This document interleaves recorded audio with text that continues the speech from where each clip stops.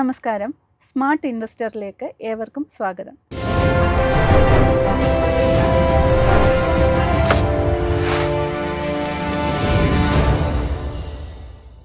Loss is a part of trading. Options ഒരു trade ചെയ്യാനുള്ളൊരു instrument അല്ല ആക്ച്വലി.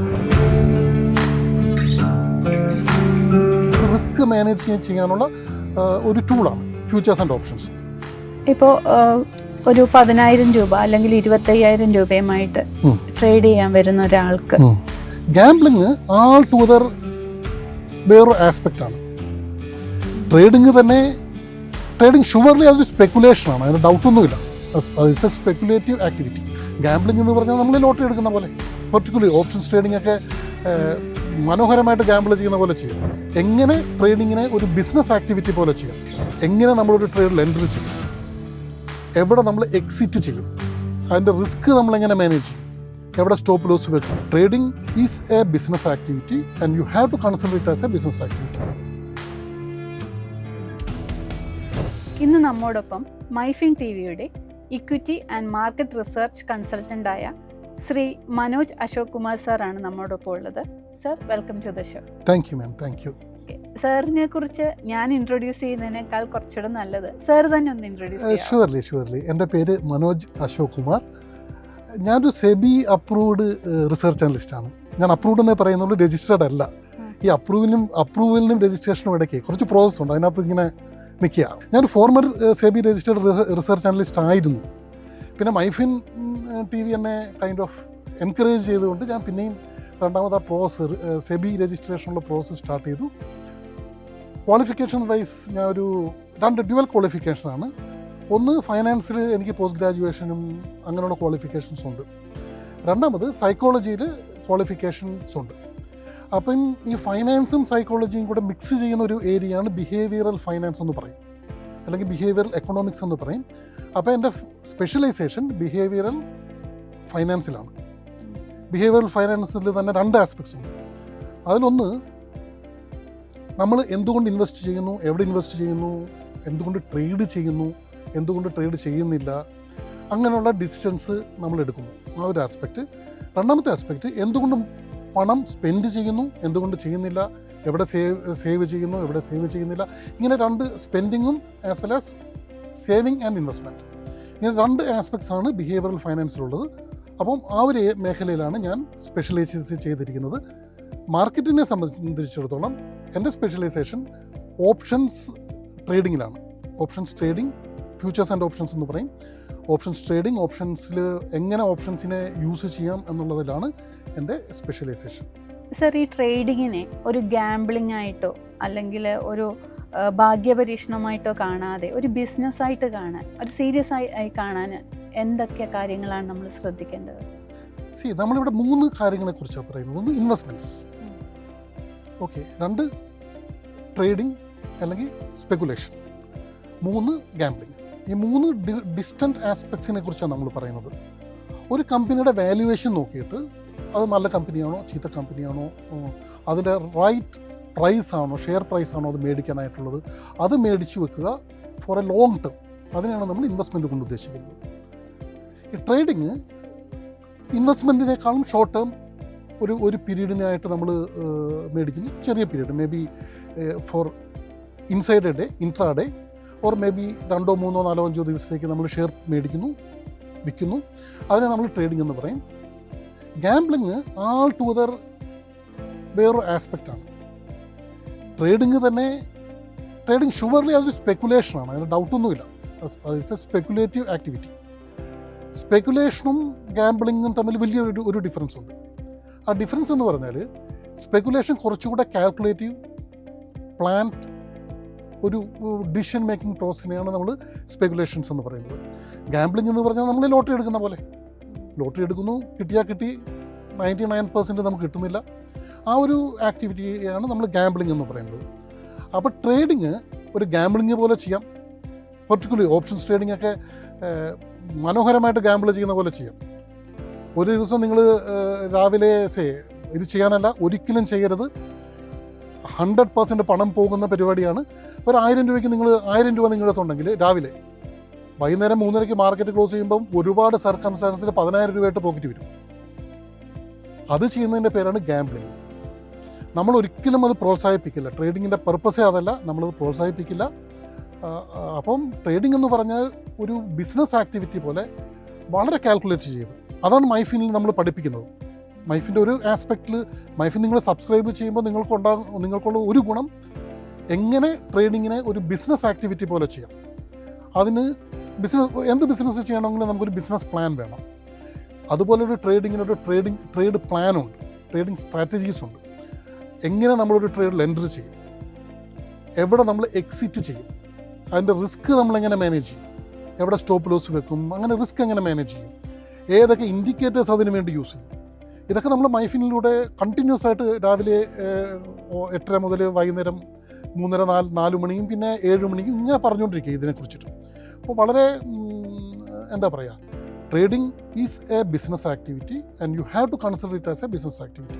അപ്പോൾ നമ്മൾ ഏത് ബിസിനസ് നമ്മൾ ചെയ്യുമ്പോഴും കുറച്ച് പണം നമ്മൾ മാറ്റി വെക്കുക. ഇതെൻ്റെ ക്യാപിറ്റലാണ്, ഇപ്പം 10 lakh rupees എത്രയെങ്കിലും ആയിക്കോട്ടെ, അത്രയും പണം നമ്മൾ മാറ്റി വെച്ചിട്ട് ആ ബിസിനസ് കണ്ടക്ട് ചെയ്യുക. ട്രേഡിങ്ങും ഒരു ബിസിനസ് പോലെ തന്നെ ചെയ്യേണ്ട ഒരു ആക്ടിവിറ്റിയാണ്. എക്സ്പെൻസസ് ഇൻവോൾവ് ഉണ്ടാവും, ആ എക്സ്പെൻസസ് പ്രോപ്പറായിട്ട് നമ്മൾ അക്കൗണ്ട് ചെയ്യണം. ട്രേഡ് ജേർണൽ എന്ന് നമ്മൾ പറയും. ഈ ട്രേഡ് ജേർണലിംഗ് നമ്മൾ പഠിപ്പിക്കും. നമ്മുടെ എൻട്രി, നമ്മുടെ ടാർഗറ്റ്, നമ്മുടെ എക്സിറ്റ്, നമ്മൾ യൂസ് ചെയ്ത strategy, sometimes profit, sometimes loss is a part of trading. So ഇതൊക്കെ നമ്മൾ ഡോക്യുമെൻ്റ് ചെയ്യും. ആ ഡോക്യുമെൻറ്റേഷനിൽ നിന്ന് നമ്മുടെ ട്രേഡിംഗ് ആസ് എ പ്രോസസ്സ്, നമ്മുടെ ട്രേഡിംഗ് നമ്മൾ ഇമ്പ്രൂവ് ചെയ്തുകൊണ്ടിരിക്കും. അതാണ് വലിയൊരു ഡിഫറൻസ് ട്രേഡിങ്ങും ഗാംബ്ലിങ്ങും തമ്മിൽ. Trading is a business, purely trading is a business. എനിക്കറിയാവുന്ന കുറച്ച് കുട്ടികൾ ഇതുപോലെ സാർ പറഞ്ഞില്ലേ, രാവിലെ 1000 രൂപ ഇട്ടിട്ട് വൈകുന്നേരം 10,000 ആക്കുമെന്ന് പറഞ്ഞില്ലേ. അപ്പോൾ അങ്ങനെ കുറച്ച് കുട്ടികൾ അങ്ങനെ ചെയ്യുന്നുണ്ടായിരുന്നു. അപ്പോൾ ആദ്യം അവർക്ക് അതിൽ ലാഭം കിട്ടുന്നുണ്ടായിരുന്നു, പിന്നീട് നഷ്ടമായിരിക്കുമല്ലോ സംഭവിക്കുന്നത്. അപ്പോൾ പറഞ്ഞു കേട്ടത് അതൊരു കുട്ടികൾക്കിടയിൽ അതൊരു അഡിക്ഷനായിട്ട് മാറുന്നു എന്ന് പറയുന്നുണ്ട്. അത് കറക്റ്റ് ആണോ? അതെ, ഒരു ഗാംബ്ലിംഗ് ഒരു ടെൻഡൻസി ഉണ്ടാക്കാവുന്ന കാര്യം തന്നെയാണ്. പർട്ടിക്കുലർലി ഓപ്ഷൻസ് ട്രേഡിംഗ് ആണ് ഞാൻ പറയുന്നത്. ഇക്വിറ്റിയിൽ ഓപ്ഷൻസ് എന്ന് നമ്മൾ പറയുമ്പോൾ ഓപ്ഷൻസ് ഒരു ട്രേഡ് ചെയ്യാനുള്ളൊരു ഇൻസ്ട്രുമെൻ്റ് അല്ല ആക്ച്വലി. ഫ്യൂച്ചേഴ്സ് ആൻഡ് ഓപ്ഷൻസ് അത് ഹെഡ്ജിങ് ഇൻസ്ട്രുമെൻറ്റ്സ് എന്ന് പറയും. അത് റിസ്ക് മാനേജ് ചെയ്യാനുള്ള ഒരു ടൂളാണ് ഫ്യൂച്ചേഴ്സ് ആൻഡ് ഓപ്ഷൻസ്. ഇപ്പോൾ 10,000 rupeesന് ട്രേഡ് ചെയ്യണമെന്നുണ്ടെങ്കിൽ ഓപ്ഷൻസിൽ ഫ്യൂച്ചേഴ്സിൽ നമ്മൾ ചെയ്യുമ്പോൾ 1,000 1000 2,000 രൂപ കൊണ്ട് 10,000 രൂപയുടെ ട്രേഡ് എനിക്ക് എടുക്കാൻ പറ്റും. അപ്പോൾ എനിക്ക് റിട്ടേൺ കിട്ടുന്നത് 10,000 രൂപയുടെ 2% റിട്ടേൺ ആയിരിക്കും എനിക്ക് കിട്ടുന്നത്. അത് എത്ര, 200-300 രൂപ. അപ്പോൾ ഈ 2,000 രൂപയുടെ 200 രൂപ എന്ന് പറഞ്ഞു കഴിഞ്ഞാൽ 10% കിട്ടി. അത് വലിയൊരു എക്സാഗറേറ്റഡ് ഒരു ഇതാണ്. പോകുമ്പോഴോ അതുപോലെ പോകും. പിന്നെ ഇതിൽ സ്റ്റഡി ചെയ്യുക എന്നുള്ളതാണ് അതിൻ്റെ മെയിൻ ഒരു കാര്യം. ഗാംബിൾ ചെയ്താൽ 100% പൈസ പോകും.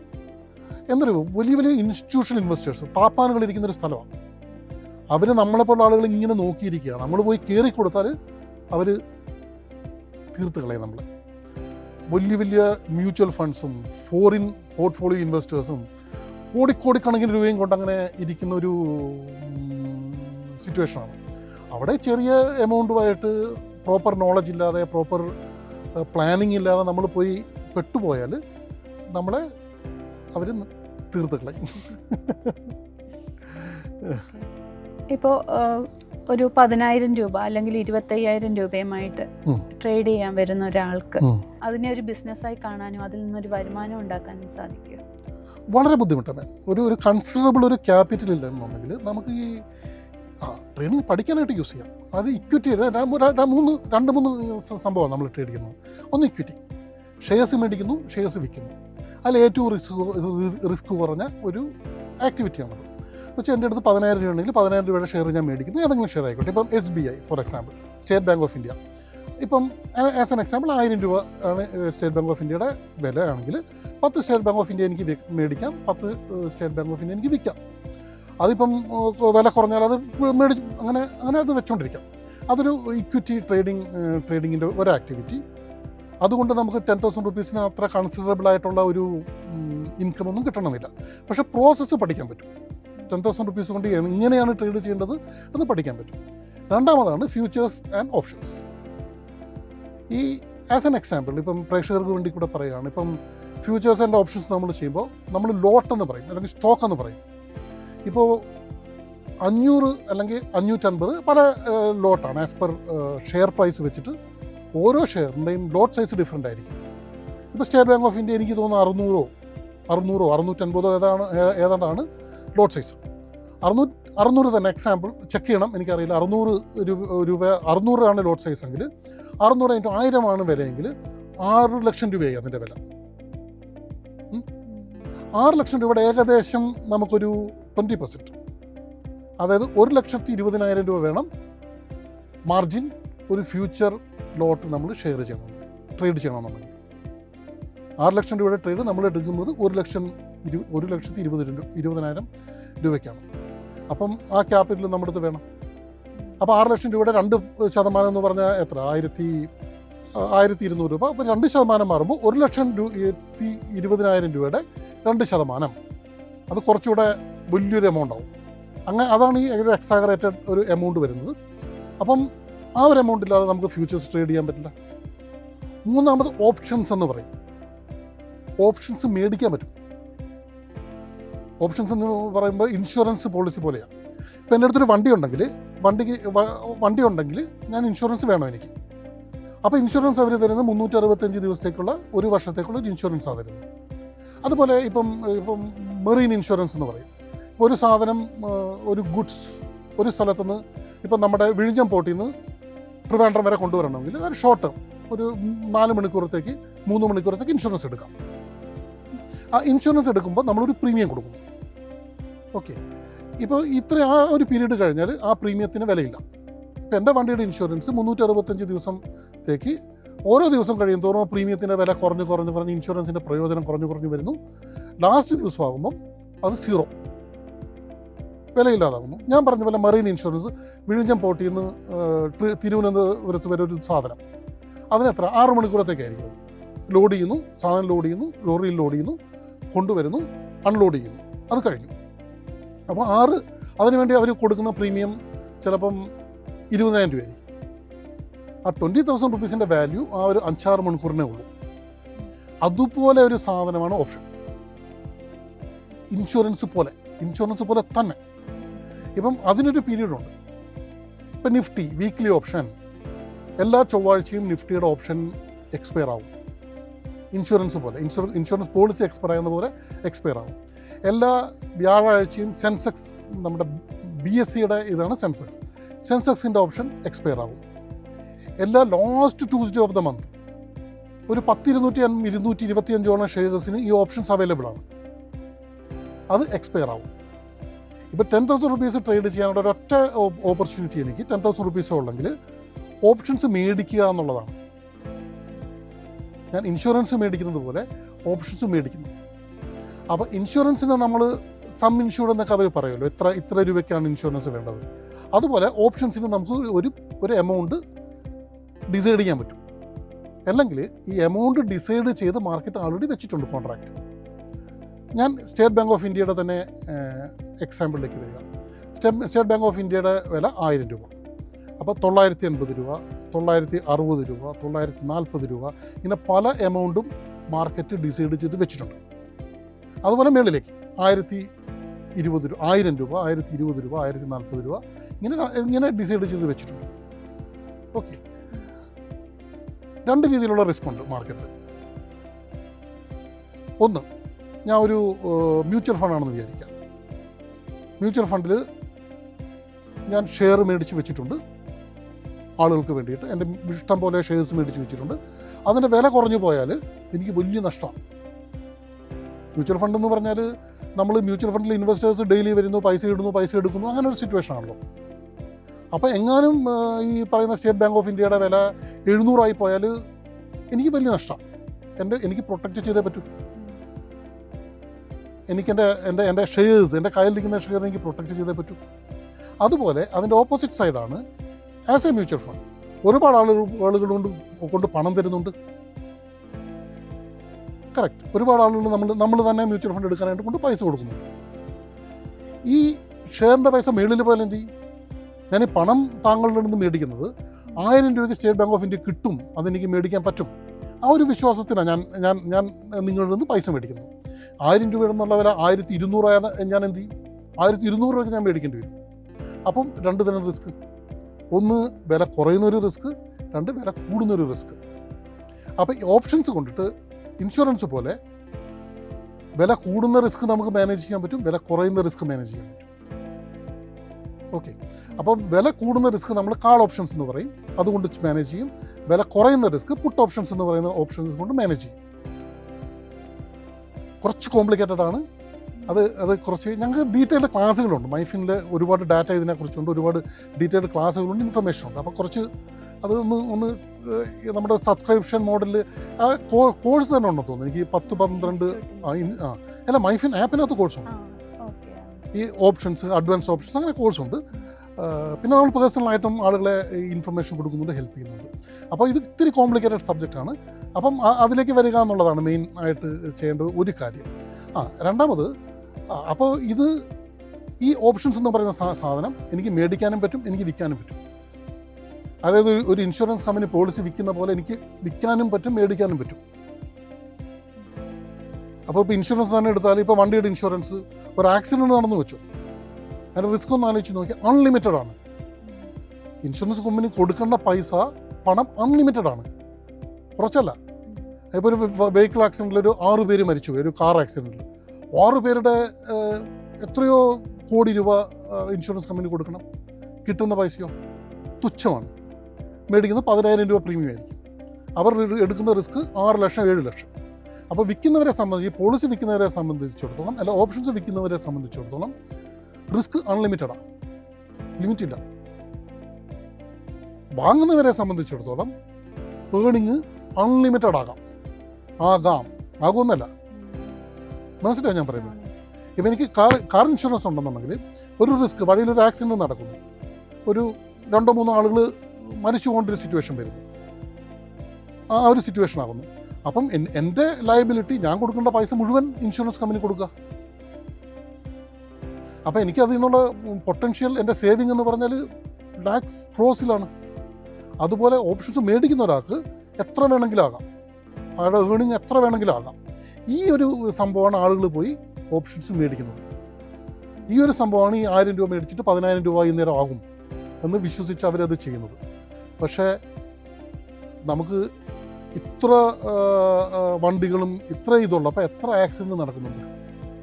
ഞാൻ തന്നെ ഇതുവരെ 10-30 വർഷമായിട്ട് ഞാൻ വണ്ടിയുടെ ഇൻഷുറൻസ് എടുക്കുന്നുണ്ട്, ഇതുവരെ ക്ലെയിം ചെയ്തിട്ടില്ല. കഴിഞ്ഞ 10-30 വർഷമായിട്ട് ഞാൻ ഹെൽത്ത് ഇൻഷുറൻസ് എനിക്കുണ്ട്, ഇതുവരെ ക്ലെയിം ചെയ്തിട്ടില്ല. എല്ലാ വർഷവും 15,000 20,000 ഇങ്ങനെ പ്രീമിയം കൊടുത്തുകൊണ്ടിരിക്കുന്നു, ഇതുവരെ ഞാൻ ക്ലെയിം ചെയ്തിട്ടില്ല. അതൊക്കെ പോയില്ലേ? അപ്പോൾ നിങ്ങൾ ഒരു ആഴ്ചത്തേക്ക്, അല്ലെന്നൊരു ഒരു മാസത്തേക്ക് നിങ്ങളൊരു ഒരു ഓപ്ഷൻസ് നിങ്ങൾ മേടിക്കുമ്പോൾ നിങ്ങൾക്ക് അതിൽ നിന്നുള്ള ബെനിഫിറ്റ് കിട്ടാനുള്ള ചാൻസ് വളരെ കുറവാണ്. വെച്ചാൽ ലാസ്റ്റ് ദിവസം ഇത് ബർത്ത്ലെസ് എക്സ്പയർ ആയി പോവുക, 1 രൂപ പോലും ഇല്ലാതെ വിലയില്ലാതെ ആയി പോവുക. ഒരു കാര്യം കൂടെ ഞാൻ പറഞ്ഞിട്ട് നിർത്താമേ. മാർക്കറ്റിൽ 5 ഓപ്ഷൻസാണ് ഉള്ളത്, 5 ചാൻസസാണ് ഉള്ളത്. ഒരു ചാൻസ്, ഷെയറിൻ്റെ പ്രൈസ് വല്ലാതെ കൂടിപ്പോവാം. ഇപ്പോൾ 1000 രൂപയുടെ എന്ന് പറയുന്ന, നമ്മൾ സ്റ്റേറ്റ് ബാങ്ക് ഓഫ് എന്ന് പറയുന്ന വില 1500 1600 2000 ആയേക്കാം, അറിയില്ല, വിത്തിൻ ഫ്യൂ ഡേയ്സ്. അല്ലെങ്കിൽ 1000 എന്ന് പറയുന്ന സ്റ്റേറ്റ് ബാങ്ക് ഓഫ് ഇന്ത്യയുടെ വില 400 500 ആയിട്ട് കുറയാം, നമുക്കറിയില്ല. അത് 2 ചാൻസ്, ഒന്ന് കൂടാം, 2 കുറയാം. അല്ലെങ്കിൽ ശകലവും കൂടാം. 1000 എന്നുള്ളത് 1050 പോകാം, 950 വരാം, ഇത്തിരി വ്യത്യാസം വരാം. അത് 4 ചാൻസ്. ഒന്ന് ഭയങ്കരമായിട്ട് കൂടുന്നു, ചെറുതായിട്ട് കൂടുന്നു, 2 ചാൻസ്. ഭയങ്കരമായിട്ട് കുറയുന്നു, ചെറുതായിട്ട് കുറയുന്നു, 2 ചാൻസ്. 5ാമത്തെ ചാൻസ് 1000 എന്ന് പറയുന്ന 1000 തന്നെ നിൽക്കാം. മനസ്സിലായോ? അനങ്ങണമെന്നില്ല, അത് 1000 തന്നെ നിൽക്കാം. അപ്പോൾ 5 ചാൻസ് ഉണ്ട്. ഓപ്ഷൻസ് മേടിക്കുന്ന ഒരാളെ സംബന്ധിച്ചിടത്തോളം ഈ 5 ചാൻസിൽ 4 ചാൻസും അയാളുടെ എഗൻസ്റ്റാണ്. മേടിക്കുന്ന ഒരാളെ സംബന്ധിച്ചിടത്തോളം. വിൽക്കുന്ന ഒരാളെ സംബന്ധിച്ചിടത്തോളം 5 ചാൻസിൽ 4 ചാൻസും അയാൾക്ക് അനുകൂലമാണ്, വിൽക്കുന്ന ഒരാൾക്ക്. ഓക്കെ, വിൽക്കണമെങ്കിൽ എന്ത് വേണം? വിൽക്കണമെങ്കിൽ ഞാൻ നേരത്തെ പറഞ്ഞതുപോലെ അതുപോലുള്ള മാർജിൻ വേണം. 6 ലക്ഷം രൂപയുടെ വിൽക്കണമെന്നുണ്ടെങ്കിൽ 1,20,000 50,000 രൂപ വേണം. അപ്പോൾ ഈ 10,000 രൂപ കൊണ്ട് നമുക്കൊന്നും ചെയ്യാൻ കഴിയില്ല. അവിടെയാണ് അത് നമുക്ക് സഫീഷ്യൻ ക്യാപിറ്റലിൻ്റെ ഒരു റിക്വയർമെൻറ്റ്, ഒരു നീഡ്. പക്ഷേ സ്ട്രാറ്റജീസ് ഉണ്ട് കേട്ടോ. വളരെ കുറച്ച് 10,000-40,000 രൂപയ്ക്ക് വരെ വിൽക്കാൻ പറ്റിയ സ്ട്രാറ്റജീസ് ഓപ്ഷൻസിൽ ഇഷ്ടം പോലെ ഉണ്ട്. ഞാൻ വിൽക്കണമെന്ന് മാത്രമല്ല, എനിക്ക് വിൽക്കുകയും ചെയ്യാം, മേടിക്കുകയും ചെയ്യാം, ഒരുപാട് കാര്യങ്ങൾ ഇതിനകത്ത് ചെയ്യാൻ പറ്റും ഓപ്ഷൻസിൽ. അതാണ് അതിൻ്റെ ഒരു. പിന്നെ ഇതിനൊക്കെ നമ്മൾ ഓപ്ഷൻസ് ഗ്രീക്ക് എന്ന് പറയും. ഓപ്ഷൻസ് കാൽക്കുലേറ്റ് ചെയ്യാൻ പറ്റും. എത്ര ടൈമിൽ ഇത് എക്സ്പയർ ആകുമ്പോൾ എന്ത് വിലയായിരിക്കും, ഇങ്ങനെ ഒരുപാട് കാൽക്കുലേഷൻസ് ഉള്ളൊരു ഏരിയയാണ് ഓപ്ഷൻസ്. അപ്പോൾ അത് വളരെ വിശദമായിട്ട് നമ്മൾ പഠിക്കേണ്ട ഒരു ഇതാണ്. പക്ഷെ ഒരു വളരെ ഇൻട്രസ്റ്റിംഗ് ആയിട്ടുള്ളൊരു ഞാനൊക്കെ ജസ്റ്റ് ഓപ്ഷൻസ് ഇൻകം കൊണ്ട് കുറേ വർഷങ്ങളിങ്ങനെ ജീവിച്ചിട്ടുള്ളൊരു മനുഷ്യൻ. പൈസ ഉണ്ടാക്കിയെന്നൊന്നും ഞാൻ പറയില്ല, ഒരാളാണ് ഞാൻ. അത് പഠിക്കേണ്ട ഒരു ഇതാണ്. പർട്ടിക്കുലർലി മൈഫിൻ ഹെൽപ്പ് ചെയ്യുന്നു. ചെയ്ത് തന്നെ പഠിക്കണം. അത് ചെയ്ത് പഠിക്കുമ്പോൾ മൈഫിൻ പോലുള്ളൊരു ബേസിലൂടെ പഠിക്കണം. അല്ലെന്നുണ്ടെങ്കിൽ നമ്മൾ യൂട്യൂബ് കണ്ടാൽ നിങ്ങൾക്ക് അതിനുള്ള ഗൈഡൻസ് കിട്ടണമെന്നില്ല. അതിൻ്റെ സ്പെസിഫിക് ഗൈഡൻസും അതിനുള്ള ഉത്തരവാദിത്വം അവരെടുക്കണമെന്നില്ല. അപ്പോൾ നമ്മൾ തരുന്ന ഡാറ്റ, നമ്മൾ തരുന്ന ഇൻഫർമേഷൻ വളരെ എക്സ്പേർട്ടായിട്ടുള്ള ആളുകൾ ഇരിക്കുന്ന ഒരു സ്ഥലമാണ് ഇത്. As A information provider, as A news provider. അപ്പം ഇതിലേ കൂടെ നിങ്ങൾ വന്ന് സബ്സ്ക്രൈബ് ചെയ്ത് എടുക്കുക എന്നുള്ളതാണ് അതിൻ്റെ മെയിൻ ഒരു നീഡ്. ഇപ്പോൾ സാറി പറഞ്ഞത് പ്രകാരം ട്രേഡിങ് ഓപ്ഷൻ എന്നൊക്കെ പറയുന്നത് വളരെ ഡീപ്പായിട്ട് നമ്മൾ മനസ്സിലാക്കേണ്ട കാര്യമാണ്. വളരെ കോംപ്ലിക്കേഷൻ നിറഞ്ഞ ഒരു കാര്യമാണത്. അപ്പോൾ അതിനെക്കുറിച്ച് നമ്മൾ വ്യക്തമായിട്ട് കാര്യങ്ങൾ മനസ്സിലാക്കി വേണം നമ്മളിതിലേക്ക് ഇറങ്ങിത്തിരിക്കാൻ. അപ്പോൾ മൈഫിൻ ടി വിയുടെ ആപ്പ് നിങ്ങൾ ഡൗൺലോഡ് ചെയ്ത് കഴിഞ്ഞാൽ നിങ്ങൾക്ക് അങ്ങനെയുള്ള പ്രോഗ്രാംസ് ധാരാളം അതിനകത്ത് കാണാൻ പറ്റും. അതിനെക്കുറിച്ച് വളരെ റിസർച്ച് അനലിസ്റ്റുകളുടെ ഷോസുകൾ അതിനകത്തുണ്ടാവും. അപ്പോൾ അതൊക്കെ കാണുക. തുടർന്ന് നമ്മുടെ ഇനി വരുന്ന എപ്പിസോഡുകൾ കൃത്യമായി കാണുക. അപ്പോൾ കുറേ കൂടി നിങ്ങൾക്ക് വ്യക്തത ഉണ്ടാവും. അതുവരയ്ക്കും നന്ദി, നമസ്കാരം.